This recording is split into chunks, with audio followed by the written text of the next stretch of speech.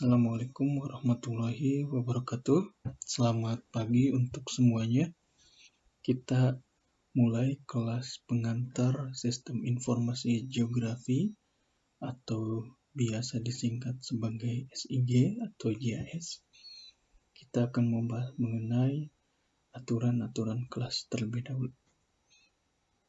Dijelaskan untuk pengajarnya, kemudian student outcome, capaian pembelajaran lulusan, dan termasuk juga course outcome, yaitu capaian pembelajaran kuliah. Kemudian ada course-nya itu sendiri,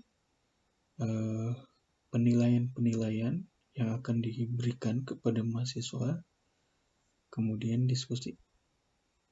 Kita mulai dari dosen pengajar mata kuliah pengantar Sistem Informasi Geografi.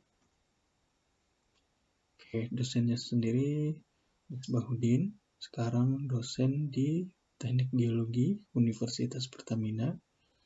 Untuk korespondensi email bisa ke alamat email berikut global.leader.up@gmail.com. Nah, ini riwayat pendidikannya, S1 Geologi di ITB, lulus 2014, kemudian S2-nya di jurusan yang sama, lulus tahun 2017. Kita masuk ke student outcome dan course outcome, atau biasa disingkat sebagai SOCO. Nah, student outcome-nya ini, capaian pembelajaran lulusan itu ada dua. Gitu. Yang pertama itu mahasiswa gitu diharapkan memiliki kemampuan untuk menciptakan, memilih, kemudian mengaplikasikan teknik, sumber daya, dan peralatan rekayasa, teknologi informasi gitu, untuk prediksi, pemodelian, dan aplikasi di program studi masing-masing.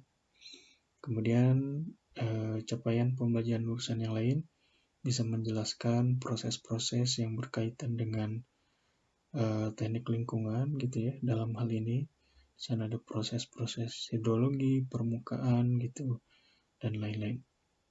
Kemudian student outcome juga diiringi dengan course outcome atau capaian pembelajaran mata kuliah. Ada 6. Kita mulai yang CPMKA, itu mahasiswa bisa menjelaskan prinsip dan konsep sistem koordinat. Kemudian CPMKB-nya prinsip dan konsep dari SIG itu sendiri. Kemudian berikutnya jenis-jenis data yang bisa diolah di dalam SIG. Selanjutnya metode-metode processing data apa saja yang bisa dilakukan di dalam satu kerangka JIS. Yang CPMKE-nya itu masalah-masalah yang ada di teknik lingkungan yang bisa dirumuskan solusinya melalui metode-metode di dalam JIS.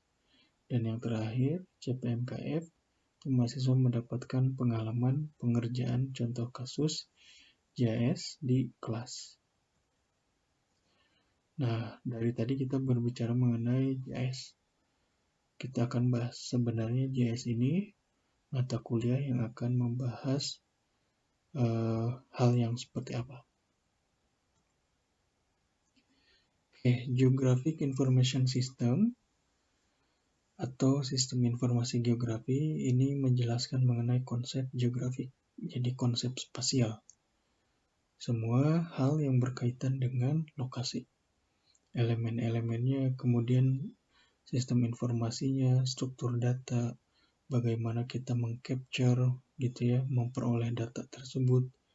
Tentunya data-data yang konten informasi spasial. Bagaimana kita mengolahnya, memanipulasinya, serta mengaplikasikan JIS di bidang lingkungan gitu ya. Ini course kita untuk mata kuliah pengantar Sistem Informasi Geografi. Ada 16 pertemuan. Pertemuan pertama berarti hari ini akan membahas mengenai sistem koordinat. Kemudian akan dilanjut mengenai peta, GPS, JIS itunya sendiri, kemudian vektor dan raster data, kemudian diselingi UTS, kita akan membahas mengenai processing data, serta project-project yang bisa kita lakukan dengan menggunakan JS, dan terakhir ada ujian akhir semester. Ini referensi utama yang bisa digunakan untuk mata kuliah pengantar JS ini. Ada dari Kang Sung Chang dan Ian Hee-woon dengan judul yang hampir mirip gitu. Kemudian ada supporting dari Longley, kemudian dari Keller, dan juga dari Campbell. Nah, ini silakan referensi-referensi ini untuk dipelajari karena akan menjadi panduan kita untuk melaksanakan kuliah. Masuk ke assessment atau penilaian. Nah, di dalam mata kuliah tentu untuk mengukur sejauh mana keberhasilan masing-masing individu mahasiswa terhadap capaian pembelajaran lulusan dan mata kuliah, diperlukanlah sebuah penilaian atau assessment. Untuk mata kuliah pengantar SIG-nya ini sendiri, itu ada 7 tipe assessment. Pertama ada assignment, kemudian ada quiz, ada ujian, dan ada tugas besar atau presentasi kelompok gitu. Nah, di sini tugas 1 dan tugas 2 bobotnya 10% masing-masing. Kuis 1 dan kuis 2 identik 5%. Kemudian ujian tengah semester 25 dan ujian akhir semester 30%. Serta tugas kelompok, tugas besar ini project itu dia bobotnya 15%. Di sini juga ada timeline kapan assessment itu akan diberikan. Assignment 1 di minggu ke-5, assignment 2 di minggu ke-9, kuis 1 dan kuis 2 masing-masing seminggu sebelum waktu ujian. Kemudian ada di sana ujiannya sendiri ya, minggu 8 dan minggu 16. Kemudian ada tugas besar yang akan dimulai pada minggu ke-14, 2 minggu sebelum ujian akhir semester. Terima kasih. Kalau ada pertanyaan silakan kontak saya di global.leader.up@gmail.com.